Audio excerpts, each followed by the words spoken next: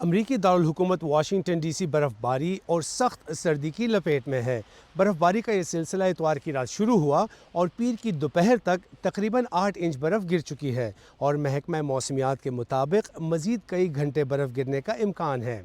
خراب موسم کی وجہ سے واشنگٹن ڈی سی میں سرکاری دفاتر اور سکولز بند کر دیے گئے ہیں اور maximum telework in place ہے۔ امریکہ کی مختلف ریاستوں میں 6 کروڑ سے زائد لوگ برفانی طوفان اور سخت سردی کا سامنا کر رہے ہیں۔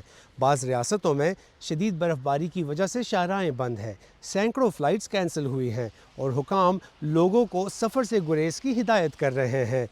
تقریباً 3.5 لاکھ لوگوں کو بجلی کی فراہمی بھی معطل ہے۔ فورکاسٹ ہے کہ آئندہ 24 گھنٹے درجہ حرارت -7 سینٹی گریڈ تک گرنے کا امکان ہے۔ ورجینیا اسٹیٹ پولیس کے مطابق ریاست بھر اتوار سے پیر کی صبح تک کم از کم 230 روڈ ایکسیڈنٹس رپورٹ کر چکے ہیں، جن میں سے 20 زخمی ہوئے۔